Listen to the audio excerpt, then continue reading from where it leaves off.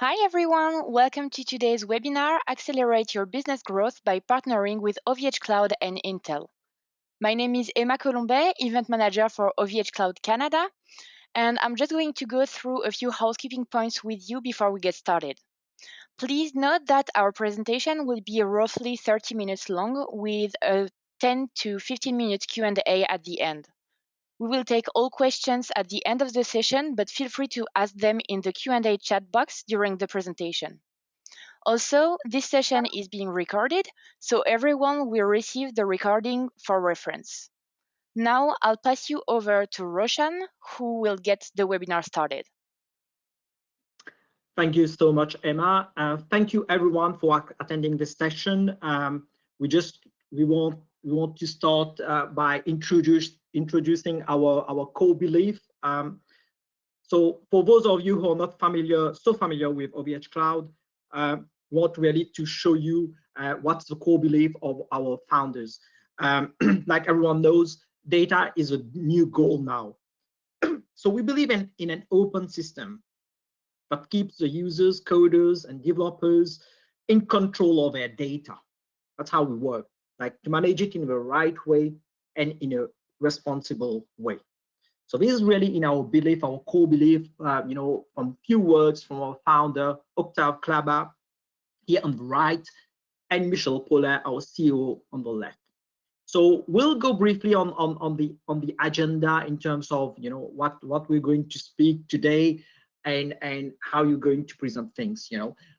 So we have just a summary of the agenda as we present an overview of OVHcloud, the different ways you can win with OVHcloud, and how you could accelerate service and innovation with Intel. And finally, why you should be partnering with OVHcloud. Be it a customer or partner, how you benefit by partnering with us. And at the last session, we're going to focus a bit our time on our partner program. So, cloud overview, OVHcloud overview. We are a global partner. We are a worldwide network at your fingertips. Like on the slide, you can see here, I'm sharing a few key numbers. We manage 31 data centers across 12 sites in 4 continents. So we are a global company. We manufacture our own servers. We build our own servers, and we deploy our own fiber optic global network to achieve maximum efficiency. Okay, just to mention that we do have our own data center located in Canada, Quebec, which is one of the largest in the world. So here as well, you can see that we service around 1.6 million customers worldwide, and we have been in business for nearly 20 years. So these are some numbers. And in North America, we do have one big data center located near Montreal. It was built in 2012, and it is one of the largest data center for OVHcloud, with a capacity of 400,000 servers. So right now we have around, I think, 80 or 90,000 servers in this data center right now. We have been recognized as one of a great early springboard in Quebec, and pooling IT resources as well. And we've been pioneering data center in Quebec before other hyperscalers. We also put a lot of effort in sustainability by design. The fact that we built and we manage our own servers, our own data centers and network. This allows us to realize significant savings, but we pass on to our partners and customers. So what do we do? Like, what does OVH do? So basically, we are a global cloud service provider. We have a breadth of offerings, like you can see here. You can take advantage of multiple solutions, ranging from dedicated server, virtual private servers, private cloud, public cloud, storage, networking, and web hosting as well. Like this wide variety of resources give partners the ability to pick the offering that works best for them and their customers. Now here's a snapshot of all the solutions that OVHcloud can provide to you. Here you can see from bare metal to public cloud, customers and partners can leverage our VRAC private network in order to provide the best solutions. I can ask you, so what is VRAC? So VRAC basically enable OVH services to be connected, isolated, and spread across one or multiple private secure networks. It is our own network, so it doesn't go public, and it's highly secured. And on this, our platform leverages the 20 terabit per second as backbone, which include our anti-DDoS free. So having said that, you can say that OVHcloud solutions are mainly based on open platform technologies and also leverages VMware a lot as virtualization and cloud solution. Now we've got a lot of cloud service providers there, and so why would you work with OVHcloud? OVHcloud, we are one of a few global non-US hyperscaler. Again, we name ourselves like the alternative cloud. Like we have, an industrialized model, meaning that again, our data centers, we make it from scratch. So from the servers, the different servers, we collaborate with vendors like Intel, as well, and which I'm going to introduce Phil later, and build everything from scratch, to make our servers, our own storage, our own network. So basically that's called an industrialized model. It's fully integrated, and we have our own sustainable water cooling system. We push a lot on data sovereignty and privacy. Basically, we are not subject to the Cloud Act, which I'm going to come later. What is data sovereignty? It's good to know that data sovereignty means that the digital data is subject to the law of the country in which it is located. But the question is, how can you trust that your data is not stored elsewhere? As an example, the data stored in Canada falls within Canadian privacy law, as well as data that flows within this, the Canadian border. But once your data travels outside of Canada, it is open to the laws of the land. So meaning that data sovereignty is playing a lot these days. There's a lot of politics around that, and customers as well as partners or even countries, governments, they are talking a lot about data sovereignty and how to protect their data and secure their data. Which brings us to the other point, again, how you win with OVHcloud. How do we differentiate ourselves with respect to other vendors, other hyperscalers? Now, we take security really seriously. Like we don't play around with that, and prioritize that your data is safe and secure.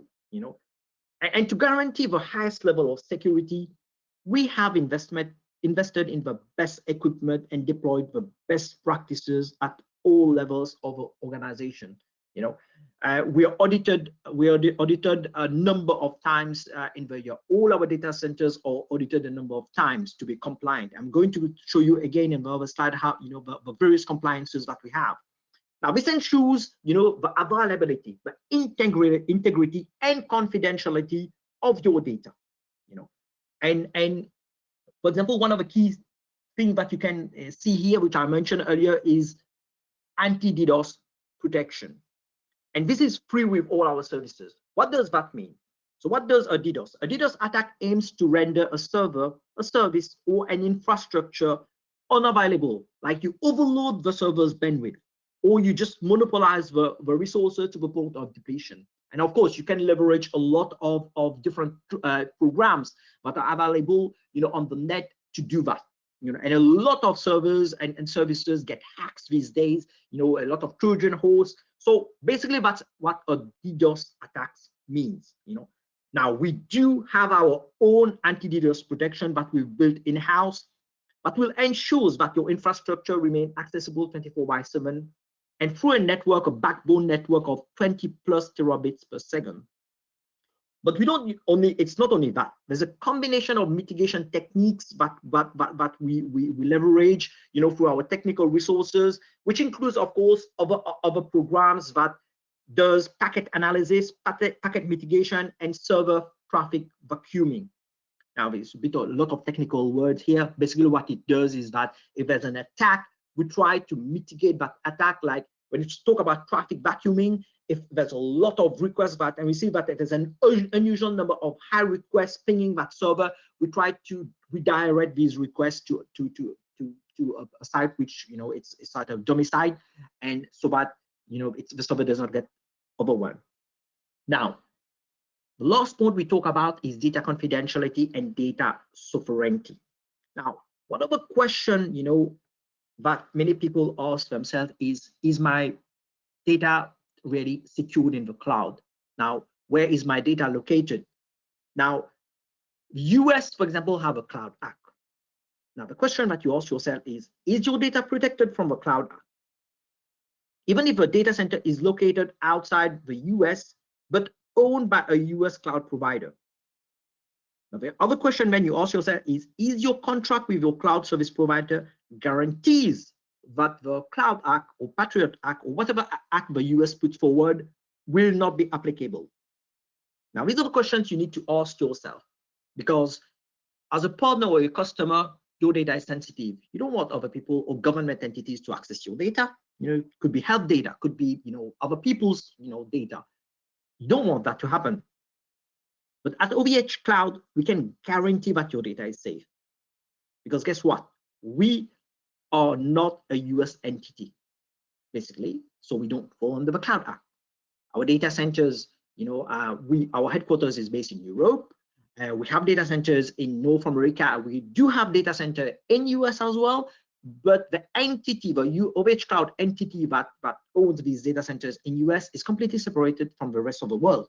So although the data centers that is hosted in US could fall under the Cloud Act, the rest of OVHcloud data centers, which most our customers' data reside, does not fall under that. You know, so these are specific to US customers. You know, so basically what I'm telling you is that we have tried to design our platform, our solution to maximize data sovereignty, data security on a trusted infrastructure with certified isolated hardware. You know, we ensure full data residency and sovereignty. That's what I really wanted to play out. Now, the second thing I wanted also, you know, to highlight is, you know, what about, you know, ingress and egress fees? You know, how you win again with us is data egress fees are one of our cloud's biggest hidden costs. And this hurts small to large enterprises alike, to the tune of, you know, sometimes tens of thousands of dollars a year. So you can go on Google and type what is ingress and egress, and you'll learn what I'm talking about. But I'll just briefly explain to you what is data egress. Put simply, that if the data moves in and out of the cloud, most cloud providers allow you to input your data for free. So basically, when the data is flowing in your data center, it's called ingress. But then, if the data is flowing out of a data center and is going elsewhere, it's called egress. You know, now what happens is that many cloud service providers charge that egress fees, and when they charge for that, at the beginning they don't tell you that they charge for that. You know, so if you go on our website, you'll see that our bandwidth will tell you that our bandwidth is free. You have a center of amount of free bandwidth, and if you want to add more, then you can purchase more. But the base bandwidth is free, be it in or out. You know, and the only thing that we charge for egress, more specifically, is for object storage. All other traffic is not charged. So basically, we made the decision not to charge for ingress or egress traffic. You know, so we understand that this can be an impediment to moving data between different cloud providers. It is very important for you to remain free, be it you're a customer or a partner. And moreover, when we do our surveys, most of our customers have told us by greater price transparency are key priorities. They feel that they shouldn't have to work hard to figure out the cost of each component that makes up a service. They want a very easy way to calculate their cloud expenditure and also to predict future cost. And that's the thing that we give you. Our pricing, if you go on our website, is really, really transparent. You know what you're getting when you pay something, you know. And our philosophy, like I mentioned at the beginning, is you should be allowed, and you must be allowed to move your data from a cloud, from one cloud to the other cloud, and not pay exorbitant and unexpected fees when you're moving your data out. Right now, we are in the multi-cloud era.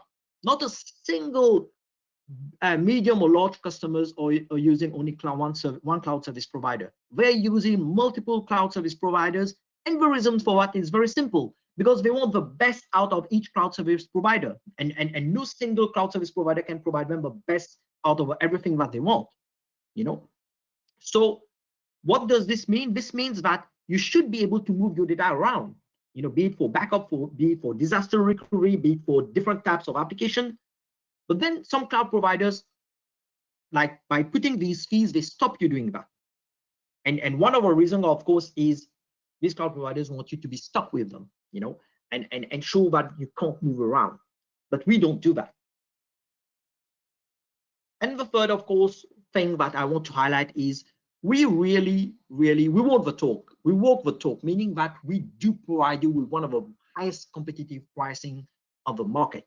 And graphically, if you see the orange bullet with the traditional cloud vendors, and the blue one is with OVHcloud, you can clearly see here that we provide more margin. Now, how you can ask yourself, okay, other cloud providers as well, we're going to say that, yeah, we provide the best pricing, we provide you with more margin, but how can you as OVHcloud provide the best margin?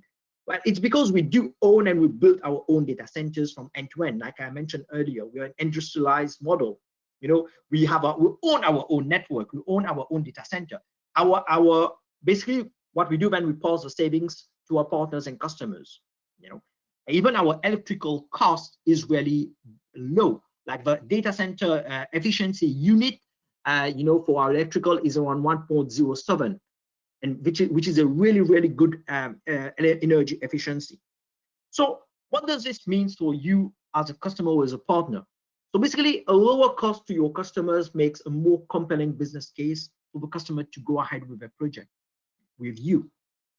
It's all about the perceived value and the real value, And finally, I also want just to mention, which I mentioned earlier, that we do get audited a number of times, during the year. So we have a lot of compliance.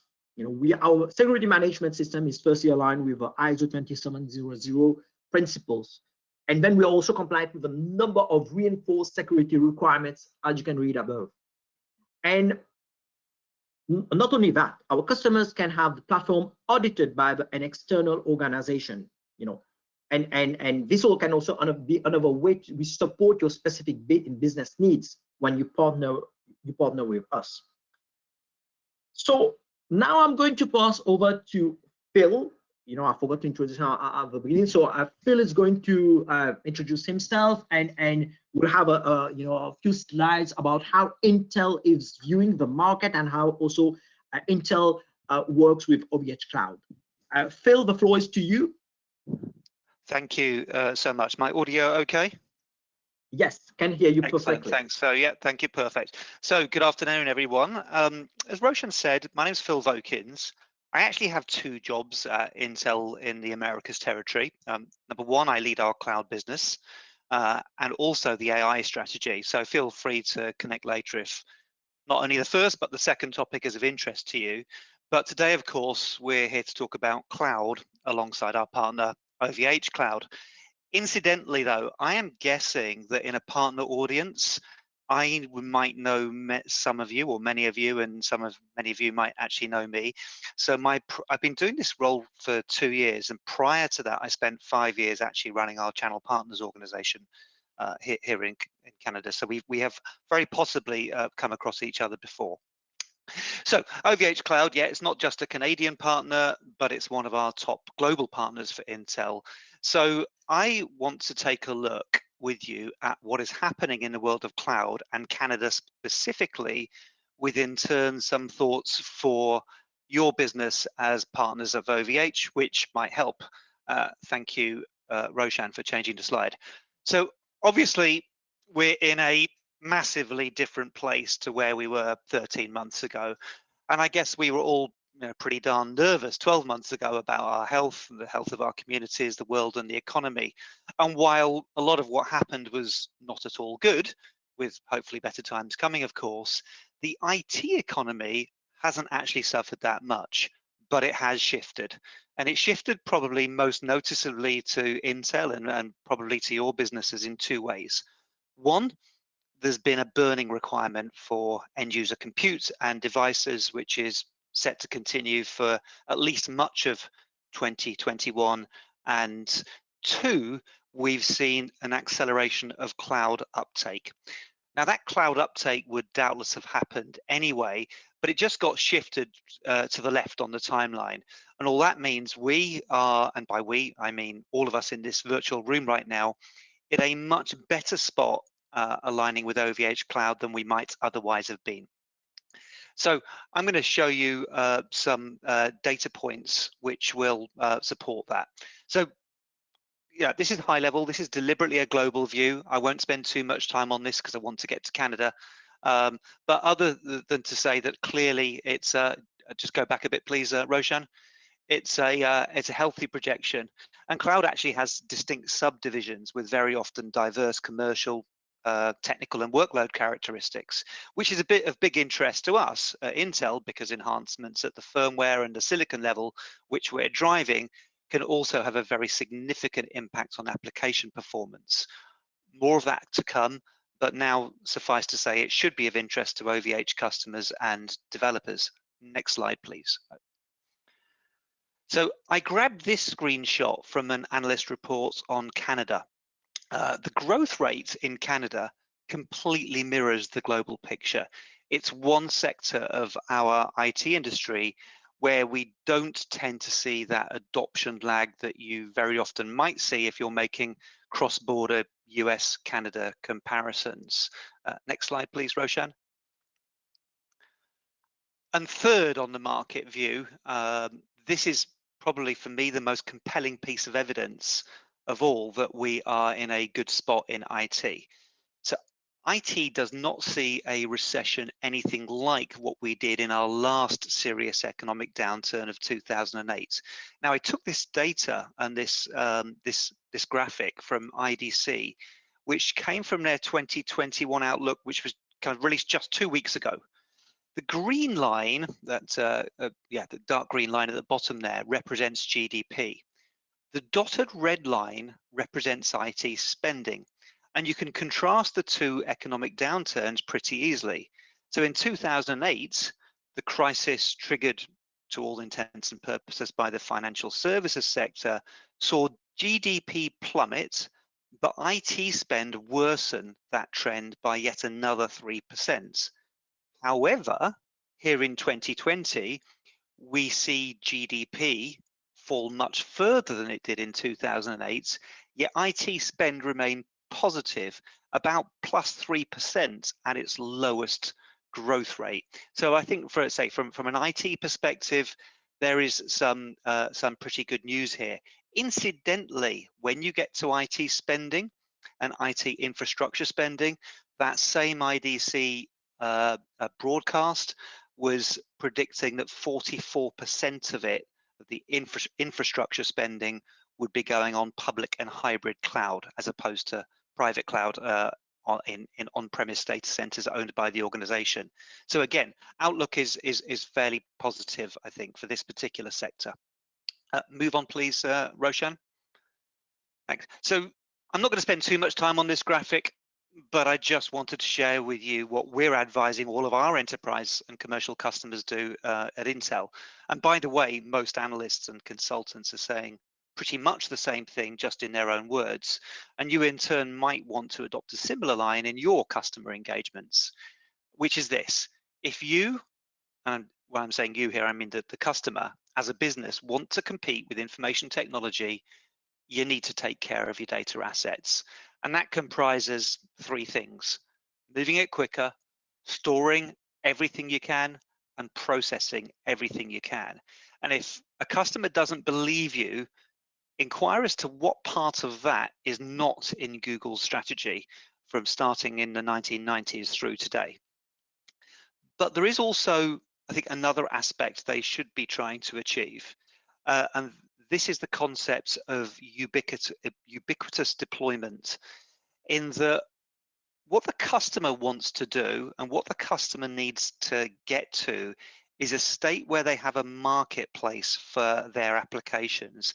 So this tends to start with an application or workload characteristic conversation, whereby the applications are developed with a cloud-first mentality, such that they don't need to necessarily get sticky with one particular hyperscale or cloud provider, and we all know who the market leaders are, but that they have the ability to move those around depending on whatever particular deal they can get.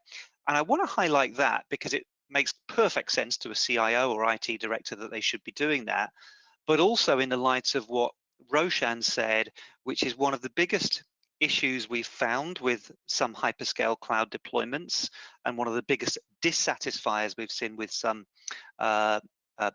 hyperscale cloud feedback from customers is this concept of egress charges. So if you bother to make your application cloud native or cloud deployable wherever you choose to, then you should also be making sure that you're not necessarily paying for egress. Otherwise, you've pretty much wasted your time and you haven't gained any advantage whatsoever from a commercial perspective, and you may well be stuck or locked in where you are, which is why someone like OVHcloud, which would compete with other hyperscalers by saying, oh, hey, listen, our egress concept is very, very different, is likely to be of interest to your customers. Next slide, please, Roshan. Thanks. Now, all of this begs a question, or indeed questions, which is, if this is where the market is going and where my customers are heading, how do I adapt my business to ensure I take advantage of it without disrupting or turning our backs on existing revenue streams? And there are generally two types of cloud partner out there.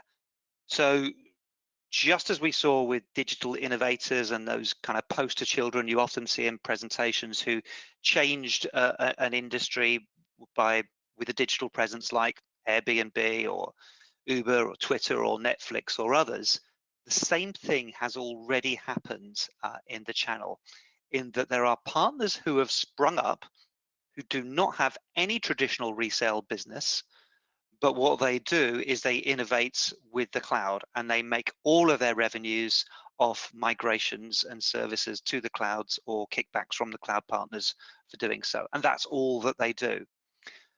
And of course, the other type of channel partner, as I suspect some of you are, is the traditional partner we have in Canada, who grew out of the resale business, taking a box or something from a distribution, which had in turn come from an OEM at a certain price, and then selling it on at a different price.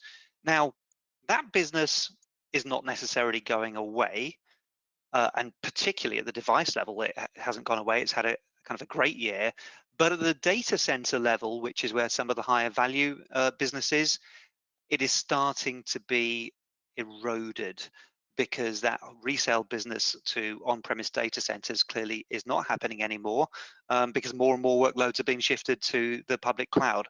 And this is where we need, or I would propose, if I may be so bold, that you need new business models to supplement the resale models which you've always had, which would be taking a leaf out of the Channel Innovators book and getting on board with cloud service providers to make sure that you can add value in those migrations. Now let's talk about how we're going to do that. Next slide, thank you. So yeah, we've got the new opportunity. So what I've done is I've kind of, it's not quite in bold, it doesn't project very well, but effectively resale there is not is the same amount of boldness as value add. It doesn't quite project this way through the web software. So resale we've spoken about. Value add and migration is where this conversation starts to get really interesting. And my very strong recommendation to you, is both from a salesperson and from a technical level, is to get certifications under your belt and get your people cloud certified. Now, for OVH team, please cover your ears for a second. I don't mind sharing that I'm both AWS and indeed Azure certified. And I would I'd put forward that that's actually quite a good thing if I'm selling cloud services, for a couple of reasons. One, it means that I'm credible with my customers, and they will actually listen to me when I'm talking to them. But two, if I was in a position, and clearly I am right now, where I'm saying to a customer, listen, you need to consider alternatives. There is more to the world than AWS and Azure, good companies as they may be, and you want to put forward opportunities like OVHcloud, that becomes a very interesting alternative. But it helps your credibility and your positioning of something like OVHcloud if you also have some of the wider certifications which are out there in the market, which are well known. And clearly you can do the same thing in terms of certification with OVHcloud. But what I'm saying is this: if you went to market as a reselling partner by way of parallel, and you were only selling one particular OEM products, that puts you at a disadvantage in a customer conversation when they want to compare another product. Do not put yourself in that position when you are selling cloud services. Have at least 2-3 opportunities, credible opportunities, which are rather different, that you can go to market with. So you can have the conversation with the customer that you have the global hyperscale route with one of the biggest names, for instance, but then great alternatives with local and Canadian suppliers of very significant scale like OVHcloud in order to position. And when you start in that context to explain the differences between the two to a customer, I am sure you will have their ears. And obviously in migration, say with my last point there with regards to credibility, yeah, you will then learn, if you haven't done already, what refactoring is, what replatform is, rehosting, rebuilding, and be able to have those conversations with your customers at an initial sales level from the fundamentals, but then at a more technical level when they need migration services where hopefully you can add value. Next slide, please, Roshan. And what else can you do differently? Well, actually, don't be surprised that Intel also has significant threats in this new world. Our competitors have woken up somewhat and are bringing, reasonably solid products to market. So if you'd asked us kind of 5 years ago what we could do, we could pretty honestly shrug our shoulders and say, we don't care where these workloads land. It's going to land on Intel, either in the public cloud or on the data center. Just keep using our goodness. That probably is not the case today. And the way that we are competing, apart from obviously having, world-leading products and arguably, I would say, the finest engineering and manufacturing operation on the planet, I'd say we also understand the value of our platform and how you differentiate, how we differentiate, and also how you as partners can differentiate is understanding the value of hardware and software together as a platform. What features in the silicon that OVH has, which is bought from Intel, can you take advantage of, either to make the application more secure, such as with things like software guard extensions, SGX, or indeed with media transcode stuff like AVX, for instance, vector extensions. How do you improve those workloads? So you need to get to a characteristic conversation, which you can only do if you understand what the application is and the software which it can take advantage of in the cloud. Last slide, please. Roshan. So finally, some last food for thought. I think one of the other things that we've realized at Intel, and I would urge you to do the same, is that this is very much it takes a village approach. There is not one company on the planet that can do all of this by themselves. Not Intel can't do it, large OEMs can't do it, OVH can't do it, which is why we're even having this session, and I put forward that you can't do it either.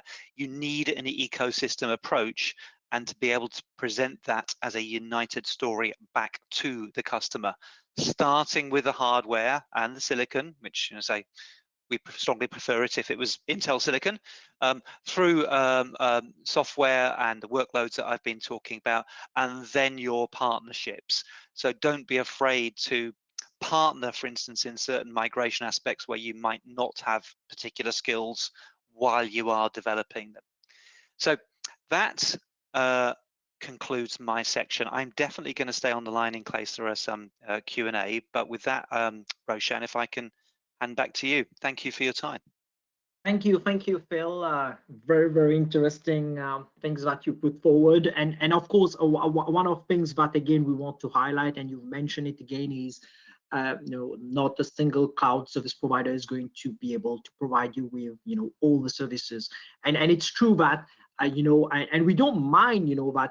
In fact, most of our partners and customers, they are working with other cloud service providers, be it AWS, be it Google, be it Azure, and we are transparent about that, and we know that. And those that say no, you can't work with other cloud service providers, they are not giving you the honest information. We want our partners and customers to work with it, because right now we're in a multi-cloud era, meaning you want your customers and partners to get the best out of everyone, and that's what we are here. We want, and that's one of the reasons as well, our egress philosophy is completely different as compared to other cloud service providers. We want to, for you to be able to move around and not be stuck with, with one cloud service provider, and be able to, provide these benefits to your customers, or if you're customers, to yourself as well. And having said that, now let's go in really, how you can work with us. If you're a customer and you want to become a partner of OVHcloud, I'm going to show you a few slides, about how you can. It's very easy, but also show you the benefits of working with us as a partner. So this slide is, basically what this slide is saying is that there are complexities in all projects, like, be it small or big. Now, our partner program, it is aimed at partners that are eager to recommend OVHcloud based solution to their customers.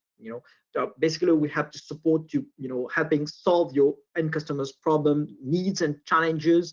And also you provide the services to provide the migration to the OVHcloud platform, and you can be a value-added reseller, a managed service provider, or a system integrator, consulting or training companies as well. So that's why we have OVHcloud. We need partners in these areas to support us, because guess what? We don't provide these services, and we rely on you as partners to provide, or potential partners to provide these services. And we provide, partners. There's 3 categories of partners. You can become a partner in 3 ways. Value-added resellers or system integrators. The way it works is you buy from OVHcloud, and then you resell to your customers by adding, your software and your services and your technical support to your customers. Or you can be a managed service provider. You buy direct from OVHcloud, and then you manage the entire infrastructure in collaboration with us, and we have a common customer. And the third one is about referrals, whereby you can refer OVHcloud to your potential customer or partner, and then we take it from there, and then there's some fees that can be paid to you. This third one is still work in progress in our partnership program, so we'll come back to you afterward on that. But these are the 3 ways you can partner with us and make money, with us, with your customers. Basically, this in terms of a program pillars, you get the full access of OVHcloud offering. There's a non-exclusive contract, access to our training.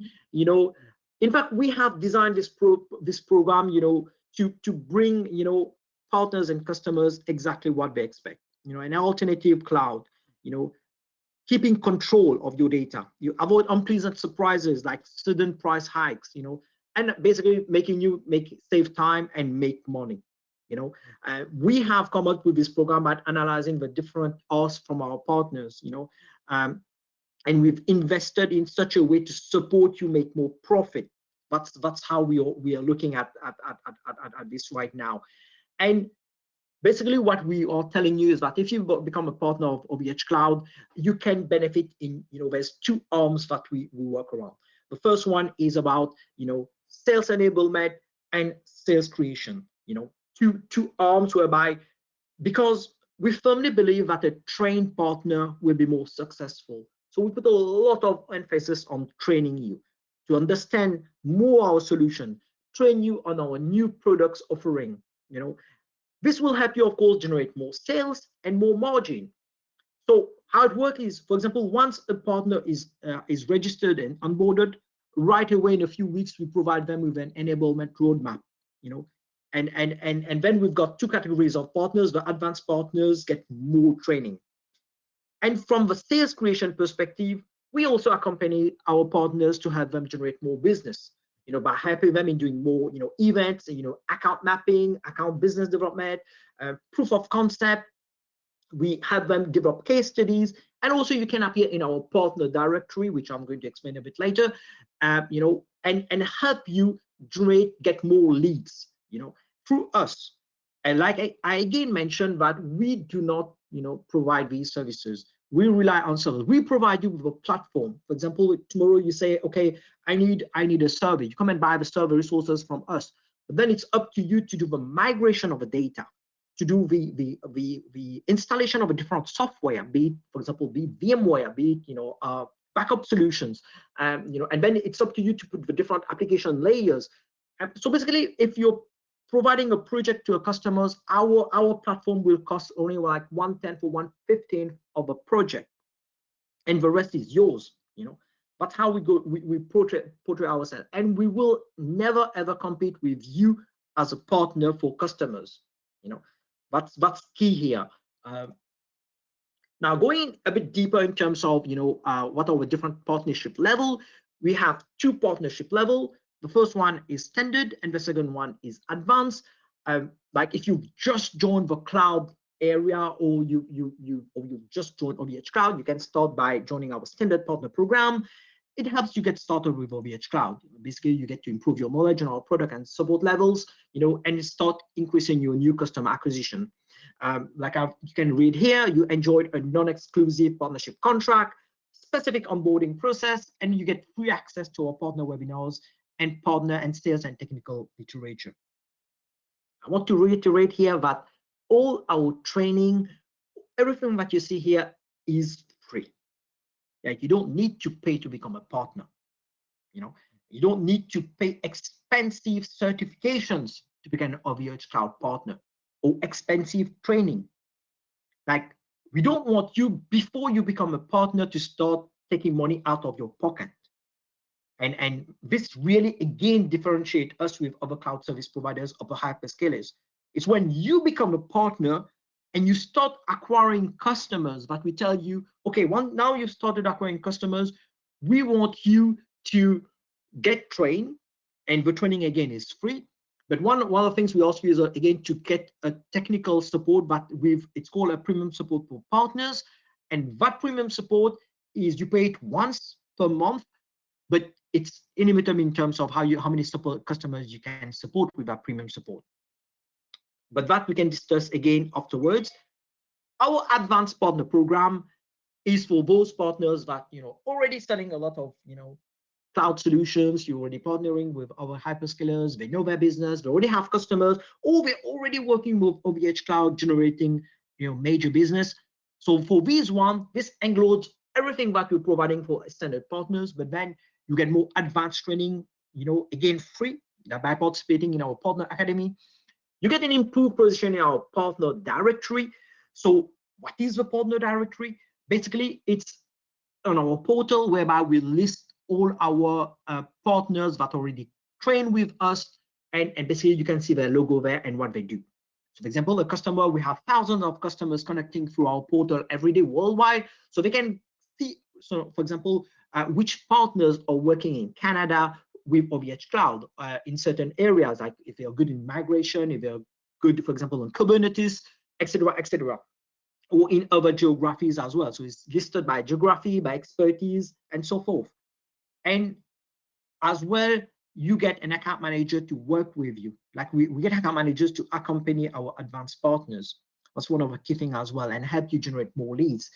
And the other thing as well is, right now we're starting to do business development with advanced partners. So we put a plan together and see, okay, what does success means for you? How can we help you generate more sales? How can we help your customers? So these are the things that we're doing with our advanced partner communities, and few standard partners as well that are really willing to engage with OVHcloud. So I'm going to put whatever I've said here, you will see here more in terms of graphics. It's visually portrays what I've been saying. You know, you can benefit a lot by working with us. You know, you can get, you know, appear in our partner directory. You know, you business development plans and so forth. So these are the things that really will help you, you know, generate more business and work with us. And finally, I just want you to, sorry about that.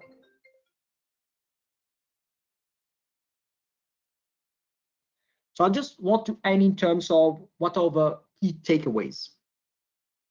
Here we've already mentioned that OVHcloud is a global cloud service provider. We work with major vendors such as Intel, VMware, Veeam, and so forth. Here we had the Intel film talking about, you know, everything that they've done with OVHcloud. We leverage a lot of Intel technologies. For example, Phil already mentioned about the famous SGX security, you know, that is embedded in Intel processors, and nearly all our Intel Xeon processors, we have enabled this feature, which provides you an additional layer of security. Our pricing is transparent, predictive, and very competitive. Now let me go back. This is not us saying that. There's a tool that you can go on the website called Cloud Easier. So if you go on Google and type Cloud Easier, this is a platform whereby you can like get, you know, register, create an account for free for around, I think, 15 or 30 days. And then you can compare our platform with other hyperscalers. I've done that a number of times, and each time I've done that, we are among the most competitive. Sometimes we are like 20 or 25% cheaper than competition. You know, of course, based on certain configuration that you need to play around. The other core factor element that we talk about is about data confidentiality and data sovereignty. Now, these are really key nowadays. Now, every other partners or customers, they're talking about that, they'll look out for that, and they want that, you know. And to sum it all, you can leverage our partner program to reach more customers, you know, and be more visible with us as OVHcloud. It's not difficult for us to become you to become partners. And of course, when you do the application, which I'm going to show you, so you link on this, or you go on our Canadian portal, you do the application. The application it will take you 5 or 10 minutes maximum, and then you can become a partner. If you're not a customer, you need just to create an account. You know, it takes, again, very, you know, it's like 5 minutes, and then you can log in and apply to become a partner. We promise that we will analyze and respond within 5 or 10 days of your application. Okay, sometimes it's earlier, because of course, when you become a partner, we want really for you to benefit when you become a partner. Some customers or partners are not fit for our partner program, and when we have an honest discussion that, yeah, you're not fit, but you can remain as a customer, you know. So I will end here. You know, I think we have still a few minutes to go. I would like to thank everyone. If you do have any questions, feel free to ask on the chat, or you can, you know, you can send us an email as well on that, and do a feedback as well on you know, if you like the presentation or not. You know, and if you want, there's some additional resources here you can see. We'll try to send you a PDF of this presentation afterwards to all those who attended. And thank you again. So Emma, do we have any questions from the audience we can answer for me or Phil? Yes. So thank you, Phil. Thank you, Roshan, for the presentation. Right now, we have 3 questions. Feel free to ask some more. The first one is from John. Are partners provided with additional discounts? So basically, this will become a commercial discussion. The partner program itself right now does not provide with straight additional discount when you become partner. But hey, once you start working projects and you talk with our account managers or our inside sales, depending on the size of a project or the length, whereby, you know, how many, for example, months or years you're talking about, OV, for example, if for example it's a major customer and you're getting entry there, again, it is a commercial discussion. So discount can be discussed with a commercial team.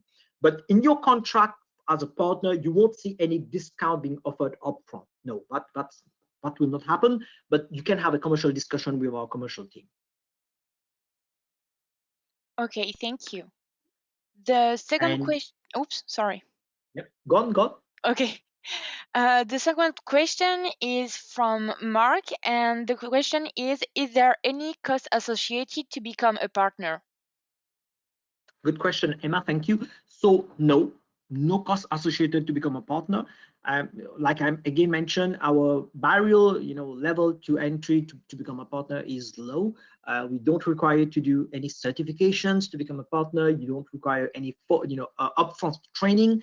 Once you become a partner, you do the training, but the training are free. You start working with us to register to get an account. Again, it's free. And on top of that, sometimes when you become a partner, we give you free credits to start, doing some testing on our cloud, on our public cloud. The only thing that happens afterwards, and that's after a few months, is when you start getting customers, what we ask you is to take the premium support. And for that, you will ask us yourself, because that has been the ask of partners a lot before, is we want you to get a better response time from our technical support team, because once you start getting a lot of customers, if there's a lot of requests, you want to get a quicker, faster response time. And when you become a partner, normally the response time, if there's an issue on the platform, is within 2 hours.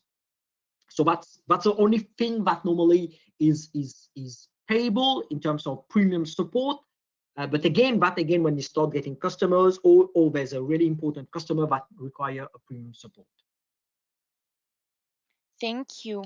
We have another question from Ricardo, and he's asking, when you are a partner, do you set prices for each product you offer?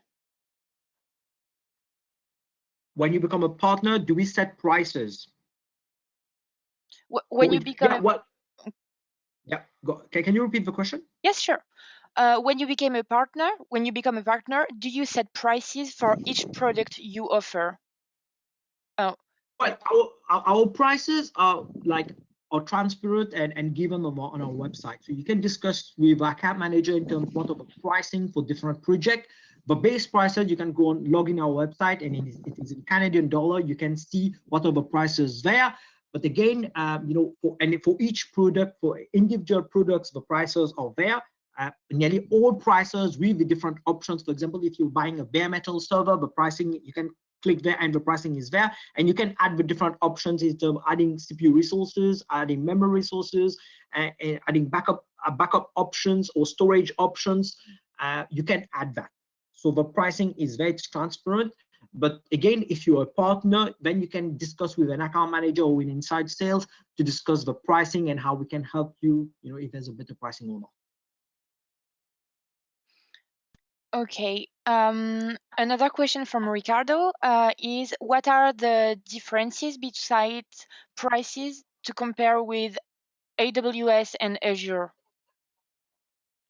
So what's the difference in terms of pricing, you mean? If you compare us with prices, beside costs, I guess.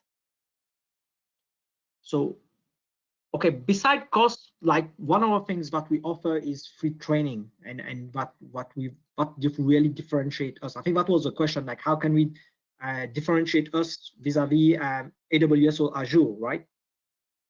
Yes, I think it's that. Yeah. So our pricing is really, really competitive. Second, we give you free training. For AWS or Azure, you need to pay for the training and the certification. For us, it's free when you become a partner. And the third one, you will appear in our partner directory, and this is again is free. Like when you appear in our partner directory, customers can see you, and they can inquire about any projects through us, and then we send the leads to you.